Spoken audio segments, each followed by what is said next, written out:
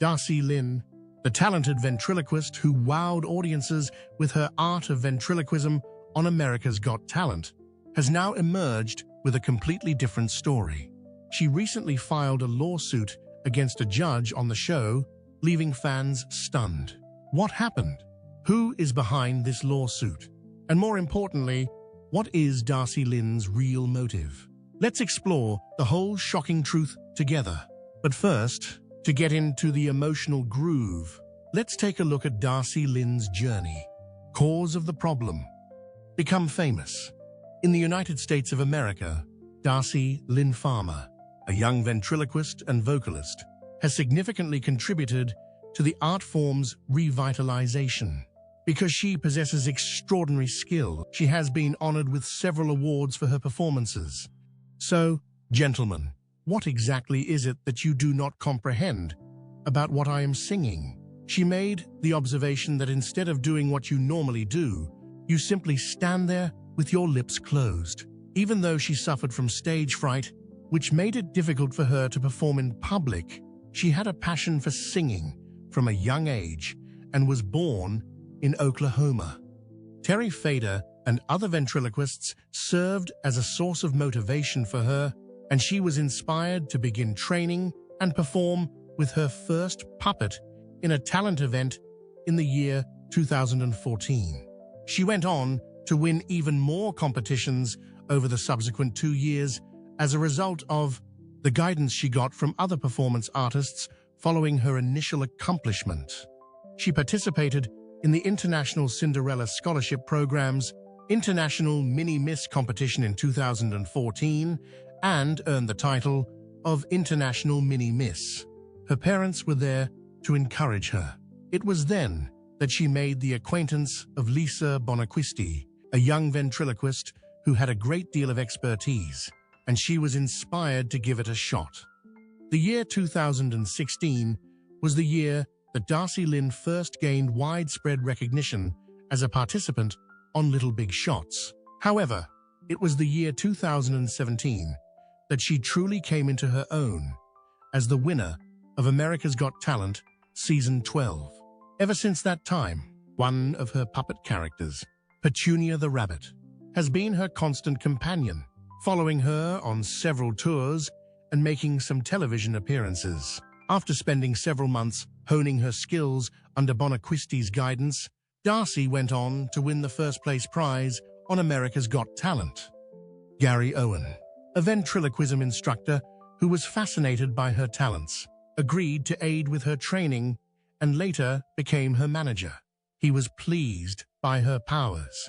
Additionally, she began working with Tiana Plentz, a vocal coach, to improve her performance. She won first place in competitions the next year, including Oklahoma Kids and the junior part of Oklahoma's Got Talent, among other organizations. At the American Kids event that took place in Branson, Missouri, she received many awards, one of which was the title of Entertainer of the Year. During the 7th grade, Darci attended Deer Creek Middle School in Edmond, Oklahoma. However, she ultimately decided to homeschool for the 8th grade. Because it got to be so awful, she had to skip the first day of 7th grade to participate in the America's Got Talent competition. The rapid transformation of Darci's academic life occurred as a result of her growing notoriety, which allowed her to wow audiences outside of the classroom. The level to which her powers would push her was something that no one could have possibly foreseen. During her debut appearance in the limelight, which took place in March 2016, Darci Lynne took the stage on Little Big Shots and charmed spectators with her exuberant rendition of the song I Wanna Be a Cowboy Sweetheart, alongside her cowgirl puppet, Katie. She made history by being the first child ventriloquist in the 40-year history of the Vent Haven Convention to headline an evening show. This accomplishment took place in July of that year. During her performance, she served as the opening act for 2 well-known ventriloquists, Todd Oliver and Kevin Johnson. As a result of her growing notoriety, she was invited to appear with Katie on the British version of Little Big Shots in March of 2017. There, she once again astonished fans. Darci's life was forever altered when she competed on America's Got Talent on May 30th, 2017. Throughout the summer, her puppet, Petunia, was brought over, and she sang a rendition of Summertime by Porgy and Bess. The decision that Judge Mel B made was so conclusive that it allowed Darci to move on to the quarter-finals. Mel B's golden buzzer was the reason for this. Darci's act became the most watched video in the history of American Got Talent in under 30 hours, which is a surprising accomplishment. After everything was said and done, it ended up being the fourth most popular trending video on YouTube for the whole year. Her following live debut on American Got Talent, in which she performed Who's Lovin' You alongside her puppet Oscar, was just as astonishing as the performance itself. Promising talent. A passionate rendition of You Make Me Feel Like a Natural Woman was performed by Darci with her puppet Edna Dorkanur during the semi-finals of the competition. It was at the grand finale that she brought Petunia and Oscar back together to perform a performance of With a Little Help from My Friends. This arrangement was so impressive that it prompted Simon Cowell to confidently declare that she would win the competition. Both Darci and Terry Fader, a veteran, appeared on stage for the season finale. Not only did she emerge victorious, but NBC also revealed that she had earned more votes than any other contestant in the history of the competition. It was Darci who came up with the idea for the Darci Lynne and Friends live tour, which she started after she won America's Got Talent. At first, the tour consisted of 5 stops, but it quickly expanded to 52 locations. During November and December 2018, she presented holiday-themed performances under the name Rocking Around the Christmas Tree with Darci Lynne and Friends. These performances were extremely well received and added a touch of merriment to the occasion.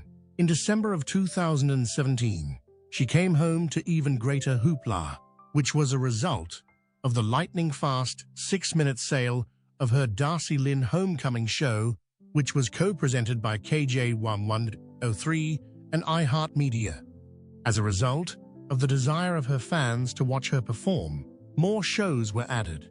Her momentum was continued with a concert with Fergie that took place on New Year's Eve at Caesars Palace in Las Vegas.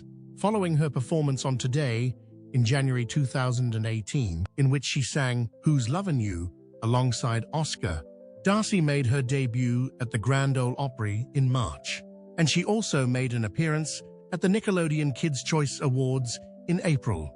It was in May that she appeared as a guest on Pickler and Ben. She also brought Oscar back to Little Big Shots to perform the high-energy Yell by the Isley Brothers. In August, Darci had a spectacular return to American Got Talent, where she and Petunia stole the show. This came after Darci attended the Starkey Hearing Foundation Gala in July, where she displayed her support for the organization.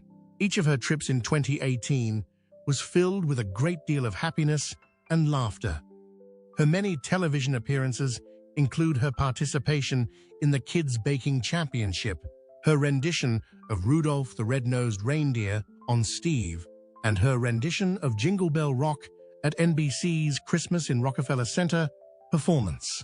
She made a victorious comeback to the Grand Ole Opry in December, brought a smile to the face of the Daisy character in Fancy Nancy, and stole the show in her very own NBC special, which was titled Darci Lynne, My Hometown Christmas, featuring duets with celebrities like Lindsey Sterling, Toby Keith, Kristen Chenoweth, and Pentatonix, as well as a humorous skit involving American Got Talent judges Simon Cowell, Howie Mendel, Heidi Klum, and Mel B. This show was a joyous extravaganza that gloriously showcased Darci's extraordinary talent and her rise to stardom.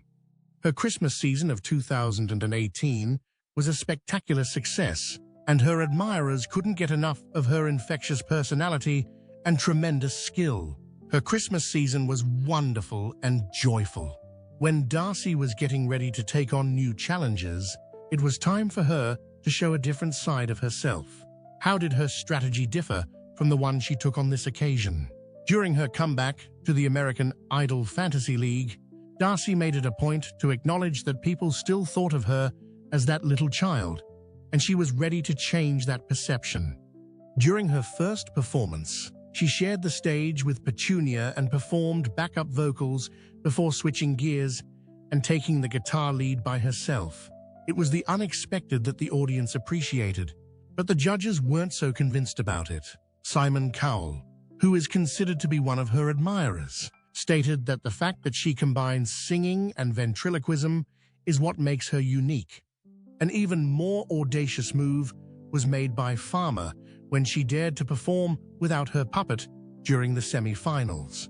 During the performance of her debut single, Push Our Luck, she announced her goal to pursue a career in the music industry while working independently. The fact that she went with her instincts earned her praise from Heidi Klum, even though other judges preferred her more traditional performance. Farmer emphasized her commitment to music by stating that singing had always been her vocation and that she intended to connect with them via her singing. She also expressed her desire to connect with them through it. Farmer was said to have no regrets, even though she was eliminated following her performance in the semi-finals. She assured audiences that singing had been her life's work ever since she was a young child. She made it quite obvious that ventriloquism was not even close to being finished, but she expressed delight at the prospect of utilizing both her musical ability and her puppetry in a future venture. Darci Lynne predicted that she would be able to artistically combine her musical and ventriloquist skills, while other contestants on America's Got Talent took considerably darker turns via their performances. The tragic event that occurred in 2021 was that stunt actor Jonathan Goodwin sustained an injury during a practice. He is presently fighting for his life. What caused the situation to become problematic, and why was legal action initiated as a consequence of the occurrence? Survival incident. For a very long time, America's Got Talent has served as a stage for extraordinary ability, providing participants with the opportunity to demonstrate their skills in front of millions of spectators. Having said that, the limelight does not always come with glory, and there are occasions when terrible events are buried behind the scenes.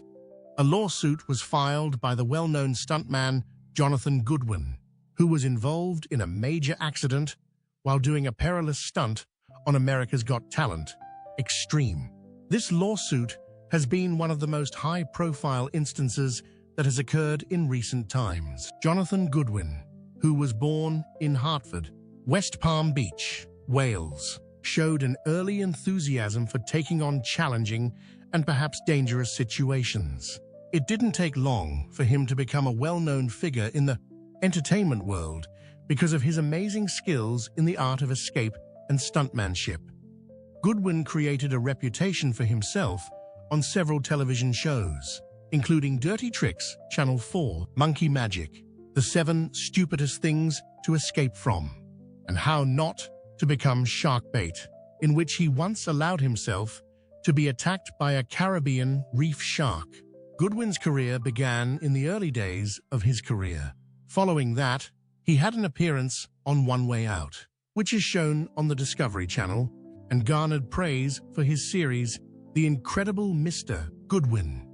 As a result of his participation in Britain's Got Talent and his performances on major television shows like The Jonathan Ross Show, Goodwin achieved a greater level of recognition.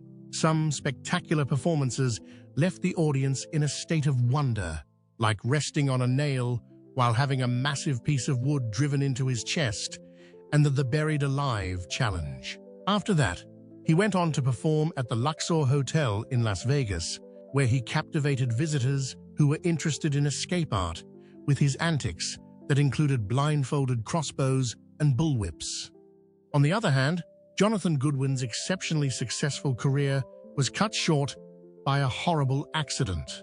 A dangerous feat was accomplished by him In October 2021, when he was rehearsing for America's Got Talent, Extreme, he was restrained in a straitjacket when he did the stunt. The two automobiles were 30 feet apart, and he was dangling upside down between them. He was tasked to attempt to break free from the straitjacket before the two vehicles collided with each other. Nevertheless, the disaster occurred because Goodwin was unable to release himself promptly. He was crushed to death as a result of the collision between the two vehicles, which then erupted into flames. The results were exceedingly severe, including burns of the 3rd degree, the loss of a kidney, shattered shoulder blades, broken legs, and, most importantly, a spinal cord injury that resulted in paralysis from the waist down. Goodwin was released from the hospital in February 2022, following a period of therapy that lasted many months. He was forced to confront a new existence in a wheelchair, which was filled with many unforeseen problems, even though he had been a courageous performer. Jonathan Goodwin is not happy with only dealing with his sorrow. He is resolute in his pursuit of justice. His case against America's Got Talent, Extreme, has been formally submitted, and he is arguing that the organizers of the show failed to take the required precautions to safeguard the safety of the participants while they were doing the risky feat. The case brings up a lot of critical concerns, including the following. Before carrying out the challenge, did the organizers examine the potential dangers thoroughly? When it came to the idea of the stunt or the way it was carried out, were there any mistakes? If Goodwin was not provided with enough protection, was he coerced or bullied into doing the challenge? It would be a devastating blow to the reality television business, particularly to shows that are well known for their outrageous antics, if Goodwin were to emerge victorious. In the past, America's Got Talent has been the subject of several lawsuits and controversies, but the case involving Goodwin has the potential to be among the most significant legal problems that the program has ever encountered. The performance may be required to alter its safety practices and take more safeguards when conducting risky stunts if it is determined that the show is liable for the accident that occurred with Goodwin.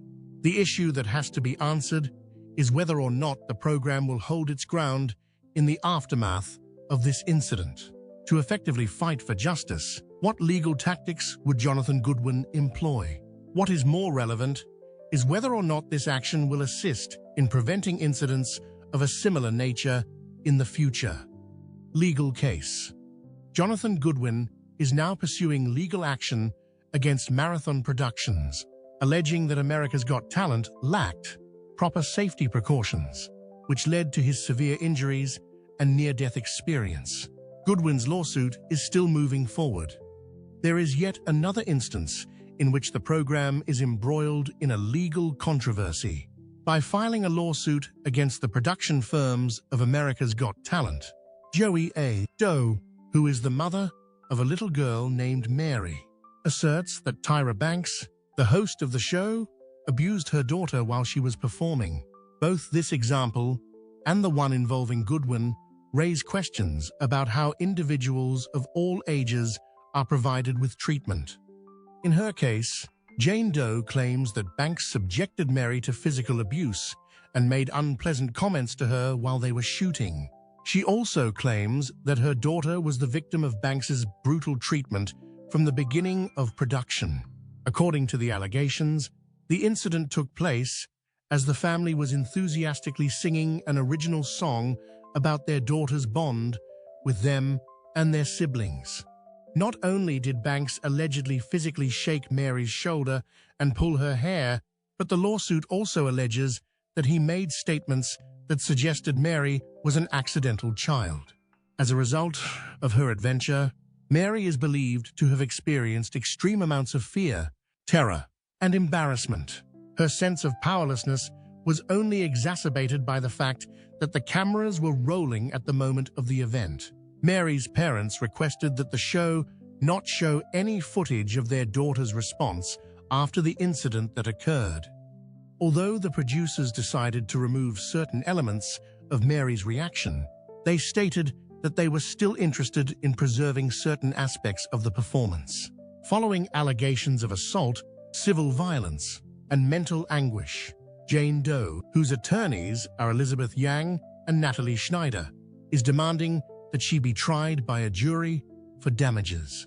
As a result of this most recent occurrence and Goodwin's charges, the safety precautions used by the program, as well as how participants are handled, have come under fire.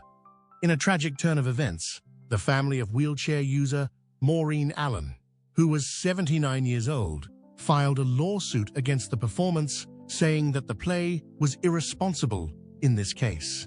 According to the allegations made in the lawsuit, the event reportedly took place around the time when the 12th season of America's Got Talent began airing in March of 2017. Intending to assist, Allen and her husband were on their way to the Pasadena Civic Auditorium, which was the location of a regional science and engineering fair. There was a massive electrical wire protector that partially covered the one ramp that was accessible, but, unfortunately, AGT production trailers blocked practically all of the accessibility points for those with disabilities. The complaint claims that Allen suffered major injuries as a result of her wheelchair toppling over when she was attempting to cut through the cord protector. Her death is said to have occurred after she suffered a stroke and a broken hip injury. A wrongful death and emotional distress lawsuit was filed in March 2018 in the Los Angeles Superior Court. The lawsuit names the city of Pasadena, NBC Universal, and Fremantle Media as defendants in the case. In June of 2017, 3 months after her injuries, Allen passed away after having had several surgical procedures since then. According to Global News, she had been placed on life support following the procedure. A different account of an event that altered the course of people's lives took precedence over the dreadful case that Maureen Allen's family was pursuing in their quest for justice. A janitor who unexpectedly achieved fame on American Got Talent is the subject of this story, which follows his journey. What in the world just took place?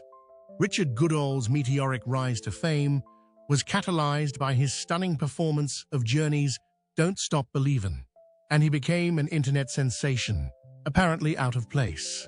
His journey to stardom, on the other hand, was neither easy nor straightforward. Fame is elusive. Richard has been employed as a cleaner for the past 23 years. He was born and raised in Terre Haute, Indiana. The unforeseen detours that Richard's route to celebrity took are something that very few people are aware of. The unforeseen challenges that he overcame and the wins that he gained are what captivate his audience and make his story so captivating. During his childhood in Terre Haute, Richard was fortunate to have a solid support system in the form of his family. Even though they were not perfect, they never failed to provide him with what he required and never failed to show him unconditional love. Richard discovered that music provided him with comfort at an early age, and he would spend a lot of time by himself with his cherished Radio Shack radio. At that location, he would rock out to his favorite songs while daydreaming about a future that appeared to be very distant but was filled with an infinite number of possibilities. It was in the high chorus that Richard was able to refine his vocal talents and find a place to call home. After developing a deeper taste for music, he finally joined and became a member of a gospel choir. Although the choir had to disband because of the virus, his passion for music continued to shine brilliantly. As an adult, he sang with them for a total of 8 years. Richard, in contrast to a great number of other creative musicians, was not motivated by the desire to amass wealth or achieve celebrity status. Rather, he was driven by the determination to make a difference via his musical creations. On the other hand, as he grew older, the pressures of everyday life and the imperative of gaining financial stability distracted his focus away from his plans to pursue a music career. Richard spent the better part of 23 years working as a janitor at Choney Rose Middle School to supplement his income. Richard took a tremendous deal of satisfaction in his meager efforts, which he carried out with a high level of commitment and thoroughness, therefore enhancing the educational experience for both the kids and the teachers. Not even when he was cleaning, Richard would not let go of his music. He would not let go of it. As he worked, his beautiful voice would permeate the environment of the school. The performances he gave left such an impression on the audience that they pushed him to carry his talents beyond the state of Indiana. It was because of this support that he was able to rekindle his passion and pursue his dream. Richard's mood was boosted whenever he performed music, since he was able to see people who were joyful and carefree, even if it was only for a relatively short period. Because he was a staunch believer in the transformational potential of music, he never passed up an opportunity to share his music with other people. In his role as the singing janitor at Choney Rose Middle School, Richard quickly became popular among the pupils from the school. He sang "God Bless the USA" by Lee Greenwood several times, but his performance of the song on Veterans Day was the one that brought him the most recognition. He sang with a great deal of emotion because of the drive and hope that he sent to the students through his commanding voice. They were captivated. Everyone referred to him as Mr. Richard since he was considered to be so much loved. Even though some people may view his housekeeping duties as a relatively insignificant function, Richard viewed it as a unique opportunity to teach important lessons about life. He stated that working as a janitor provided him with the opportunity to build relationships with the children and impart to them important life skills that would remain with them throughout their entire lives. Richard was someone who was profoundly committed to making a difference in the world, and he was also devoted to his career and his music. In his spare time, he could be found performing with a band called Manipause, which was located in Terre Haute. Even on the streets, they would perform in public places like taverns. Music was a source of comfort for him as he sought to escape the challenges of life. Richard's unending passion for music was unaffected by the challenges that he faced in his day-to-day life. Having tenacity and a concentration on his studies was all that was required for him to make the transition from the classroom to a stage that would change the trajectory of his life. Richard Goodall's children had a significant influence on his decision to compete on America's Got Talent in 2024. This was because his students had always held a high opinion of his musical ability. Even after his appearance on America's Got Talent in 2009 and subsequent vocal failures, Richard's students never stopped having faith in him. By persistently encouraging him to give American Idol once more a go, they were able to convince him that his time had come. During the year 2024, when Simon Cowell, Sofia Vergara, Heidi Klum, and Howie Mandel were serving as judges on American Got Talent, Richard was once again performing on stage. Even though he was becoming increasingly anxious, Simon Cowell gave him words of encouragement, telling him to shake off those nerves and that we're rooting for you. While he was standing in front of both the live audience and them, he mentioned this. The loud ovation from the audience served as a driving force that inspired Richard to start his performance. Once Richard had finished singing Journey's Don't Stop Believin' with such sincerity, the judges had no more reservations about the performance. It didn't take long for the judges' initial cynicism to turn into devotion as they showered him with claps, smiles, and even surprise from Simon. Even though the crowd responded with a thundering roar and a standing ovation, Richard's life was not yet at the stage where it would undergo a significant change. When Heidi Klum hit the golden buzzer, Richard was immediately promoted to the next round of competition. The journey was now complete, and golden confetti had arrived. Humble nature. He had never even been on a flight before, which is very remarkable considering his humble beginnings. During an emotional interview, Richard voiced his current disbelief about the situation. Everyone in Richard's community, including his students and those who had trust in him, experienced a surge of pride as they watched the performance. This included people who worked with him. Richard was able to walk away with more than just a victory. They shared their happiness on various social media platforms. His audition not only marked a turning point for Richard on an emotional level, but it also sparked a wave of support from the audience. A GoFundMe effort was initiated by Chris Bond, a local citizen, to provide financial assistance for Richard's competition expenses. The campaign quickly accumulated more than $20,000 in donations. Many people believed that this was a method for Richard's supporters to convey their appreciation for the inspirational narrative that he shared. Even though AGT was aware of the urgent need for financial assistance for someone like Richard, who had worked as a janitor for more than 20 years, they volunteered to pay for Richard's travel and accommodation expenses. This was done in recognition of the fact that Richard came from a humble background. Richard managed to maintain his composure despite the increased attention. Throughout the interviews, he insisted that he was the same as everyone else and refused to acknowledge his accomplishments. Despite his sudden rise to notoriety, he emphasized that his history and identity had not altered in any way. His victory on America's Got Talent was not just a testament to his talent, but also the power of a community and his dogged dedication. Richard's performance was more than just an occasion for him to demonstrate his singing abilities. It also served as a potent reminder to all who were present that one's goals can be accomplished regardless of where one comes from. He was able to inspire a great number of people with his story. Richard's notoriety surged after the episode was broadcast, even though not everyone was a fan of the show. The vocal abilities of Richard were called into doubt by online commenters on Reddit, who stated that his performance, albeit being passable for a man in his 50s, did not impress. Richard, who is known for his modesty, accepted the comments in stride, understanding that the path to success is paved with both accolades and criticism.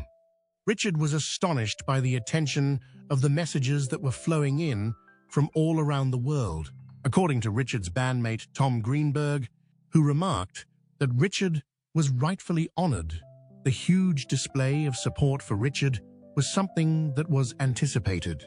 During his trip on America's Got Talent, the notion that he may perform with his band in the finals began to circulate. Under no circumstances should you ever give up on your faith. Richard never wavered from his own identity, regardless of what the future held for him. First and foremost, his efforts were motivated by his enthusiasm for music and his dedication to the community in which he lived. The narrative of Richard's ascent up the American Idol ladder highlighted that inspiration may come at the most inconvenient moments and that it is worthwhile to persevere to achieve goals that have been desired for a long time. In the long run, does America's Got Talent help the